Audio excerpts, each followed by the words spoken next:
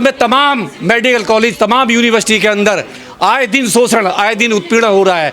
तो ये जो हमारे जो बच्चों की हत्या हुई है, चाहे रोहित वेमुला हो, चाहे पायल तड़वी हो, चाहे पल्लवी हो, चाहे सोलंकी हो, हमेशा जब जब इस देश में ओबीसी, एससी, एसटी को न्याय की बात होगी तो कुछ मनुवादी लोग रोड पे आ जाएंगे, उनके पेट में दर्द होगा और वो नहीं चाहते कि इस देश में मतलब दबे कुचले समाज को सम्मान मिले, रेस्पेक्ट मिले, उनके अधिकार मिले।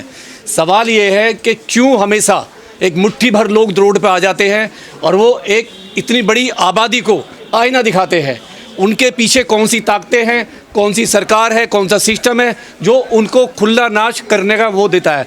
मैं एक एग्जाम्पल देता हूँ आपको। सबसे बड़ा जातिवाद का नंगा नाच 2010 सफदरजंग हॉस्पिटल, भारत का नंबर 2 हॉस्पिटल। 2010 में एक बार जातिवाद होता है। 35 बच्चों में से 25 बच्चों एससी एसटी के फिजियोलॉजी में, जो एक फिजियोलॉजी होता है सब्जेक्ट, उसमें उनको फेल कर दिया जाता है केवल इसलिए क्योंकि वो एससी एसटी थे और वो रिजर्व कोटे से आए थे। और फेल करने वाले जनरल के 4 डॉक्टर थे। उस पे कमीशन बैठता है, एससी एसटी आयोग में मामला जाता है और पीएल पुनिया की उसमें कमेटी में 2 डॉक्टर एम्स के चुने जाते हैं और उसकी रिपोर्ट आती है। 4 डॉक्टर सफदरजंग के उसमें दोषी पाए जाते हैं और हाई कोर्ट तक मामला जाता है और वो 35 बच्चे हाई कोर्ट की निगरानी में दोबारा एग्ज़ाम देते हैं और वो टॉप क्लास से पास होते हैं। ये 2010 का मामला है और ये अपराधी डॉक्टर मैं बता दूं कौन है। Doctor V K Sharma, doctor Jayashree Bhattacharya, doctor Raj Gupta जो डीन थे और जी डॉक्टर शोभा दास, ये 4 डॉक्टर। ये तो 2010 का मामला था सफदरजंग का। उसके बाद में तमाम मेडिकल कॉलेज, तमाम यूनिवर्सिटी के अंदर आए दिन शोषण, आए दिन उत्पीड़न हो रहा है।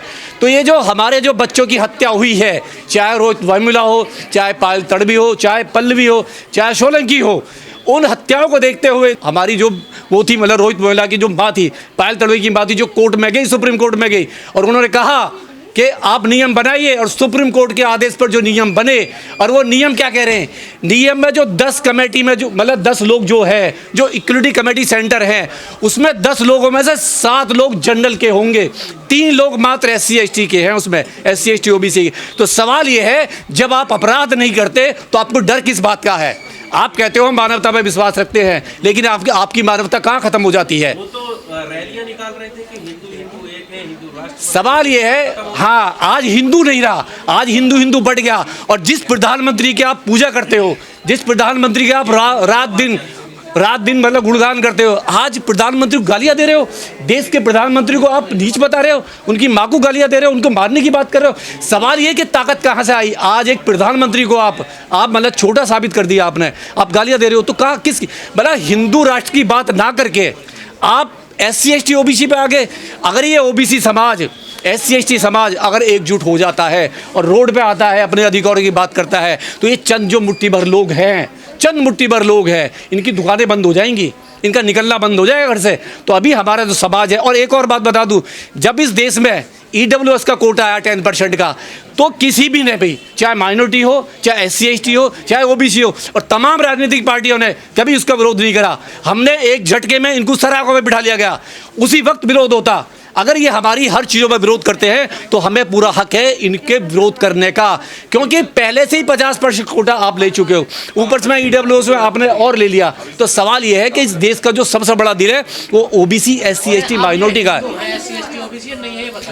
अब हिंदू नहीं है, ये हिंदू नहीं है। एक पत्रकार कह रहा है कि इनको पाकिस्तान चला जाना चाहिए। सवाल यह है कि आज एससी एसटी ओबीसी इस देश का हिंदू नहीं रहा। पाकिस्तान जाने का नंबर सबका आ गया। और मुझे लग रहा है पाकिस्तान तो प्रधानमंत्री को भेज रहे हैं। बोलो, वो कह रहे हैं जो बीजेपी वाले लोग हैं, जो इस बिल को लेके आए हैं, वो पाकिस्तान चला जाए। तो पाकिस्तान तो बहुत बड़ा दिल हो गया पाकिस्तान का, वो तो सबको संभालेगा।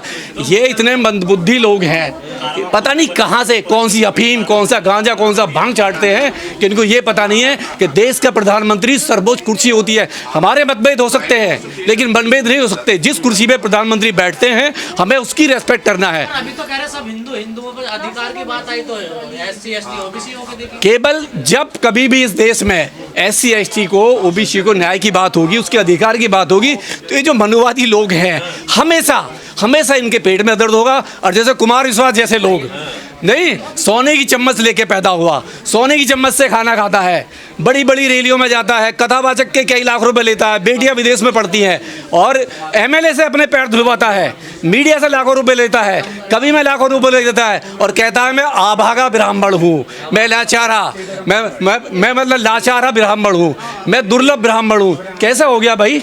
नहीं, इतनी बड़ी एमएलए से तू पैर धुलवा रहा है। आज के टाइम पे एक एमएलए बीजेपी का तेरे पैर धो रहा है और तू कहता आभागा ब्राह्मण है। ये शास्त्री कह रहे समाज को तोड़ने का काम कर रहा है ये बिल, हम एक करने की बात कर रहे थे। हाँ, ये एक कर रहे थे, मुंह पे मूत के चुटिया उखाड़ के, यादवों की चुटिया उखाड़ के, मुंह पे मूत के, नंगा करके, घुमा के, हमारी बहन बेटियों का रोज रेप करके, नहीं है मंदिरों में लात मार के आप एक कर रहे हो हिंदुओं को। जितने भी ऐसे लोग हैं मनुवादी, इनसे बड़ा नीच कोई नहीं है। और इन्होंने दिखा दिया कि इस देश में SC ST OBC पहले भी पैर की जूती थे, आज भी पैर की जूती बनाना चाहते हैं ये लोग। भला हो बाबा साहब का जो हमें राइट दे के चले गए। अगर बाबा साहब के हाथ में अगर ये बिल वापस होने की बात आती है, सरकार अपना फैसला वापस देती है, तो क्या OBC समाज सड़कों पर आएगा? क्यों नहीं आएगा? अपने देखिए सिखाया है संविधान में, क्या है बाबा साहब ने सिखाया, अपने अधिकारों के लिए आइए रोड पे, सरकार से डिमांड कीजिए। अगर चंद मुट्ठी भर लोग अगर वो सुप्रीम कोर्ट जा सकते हैं, रोड पे आ सकते हैं, तो ये तो हाथी वाला समाज है, ये तो हाथी वाला समाज है। चक्का जाम कर देगा, प्रधानमंत्री को, राष्ट्रपति को सोचने पे मजबूर कर देगा। और सुप्रीम कोर्ट भी जनता से चलता है, जनता की अदालत है। तैयार हैं आप लोग भी पूरी तरीके से, पूरे अपने अधिकारों के लिए। अगर हमारे बच्चों की हत्या होगी, हमारे बच्चों को फेल किया जाएगा, हमारे स्टाफ को मारा जाएगा यूनिवर्सिटी में, तो हम उनके अधिकारों के लिए रोड पे आएंगे अपने बच्चों। सवाल ये उठा कि OBC को ही क्यों शामिल किया जब पहले से SC ST का पहले से नियम तो OBC हिंदू कहाँ मानने? OBC के साथ भी शोषण हो रहा है ना। आप देखिए ना OBC के नाम पे क्या हो रहा है। OBC को शूद्र की, जब एक मुख्यमंत्री, जब अखिलेश यादव जैसों का शुद्धिकरण होता है, नहीं है तो कहाँ है? बंगला धोया जाता है तो कहाँ है? आप प्रधानमंत्री बन जाओ, आप राष्ट्रपति बन जाओ, आप किसी भी डिपार्टमेंट में चले जाओ, आप शुद्र ही रहोगे। शुद्र अभी दिखा दिया ना, क्या कह रहे हैं वो? तेली कह रहे हैं प्रधानमंत्री को, जात बता रहे हैं उनकी। सवाल ये है, आप प्रधानमंत्री को गाली दे रहे हैं। अपनी की अब तक तो महापुरुष थे, अरे विश्व गुरु थे, आपने 1 मिनट में उनको तेली बता दिया। तो हम तो विरोध करते हैं, प्रधानमंत्री जी उनको NSA लगाएं, रासुका लगाएं ऐसे लोगों पे जो लोग प्रधानमंत्री की बेइज्जत कर रहे हैं, गालियां दे रहे हैं। अपील करते हैं आपके चैनल के माध्यम से कि उसका रासुका लगाना चाहिए, NSA लगाना चाहिए और उनको पाकिस्तान भेजना चाहिए। ये तो कहते हैं मोदी का विरोध, देश का विरोध, तो किसका विरोध कर रहे हैं? हाँ, सवाल ये है, पहले कहते थे मोदी का विरोध, देश का विरोध, बीजेपी का विरोध, देश का विरोध। अब कहाँ है ये लोग? ये दोगले लोग हैं यार, ये बाहर से आए, ये इनका देश भी नहीं है, ये बाहरी लोग हैं। इस देश की मिट्टी से इनको कोई मतलब भी नहीं है। ये हाँ, ये वही लोग हैं, ये राम को नहीं, ये रावण को लेने वाले लोग हैं, ये रावण को लाए हैं। आज मैंने सुना कि बिहार के अंदर कुछ लोग मुस्लिम बनने वाले थे, कुछ स्टूडेंट के हम तो मुस्लिम बन जाएंगे। सवाल ये है, अब तो ये अपना जेंडर, अपना मतलब वो भी मतलब चेंज करने वाले हैं, कल को कुछ और बन जाएंगे। सवाल ये है कि इनकी पोल खुल गई है, एक बिल ने इनकी कलई खोल दी है कि ये ना तो पहले सुधरे थे, ना आज सुधरे हैं, ना आगे सुधरेंगे। ब्राह्मण मुस्लिम बनेगा? वो तो बनने को तैयार है, वो तो कह रहा है ब्राह्मण मुस्लिम बनने को तैयार है, इससे बेहतर है क्या? और वो तो वो बिल से इतना सबको जो सनातनी बना रहे थे वो मुस्लिम बनने को तैयार है, मुस्लिम बनने को तैयार। सवर्ण मुस्लिम भाई मोदी शाह को भी दाई।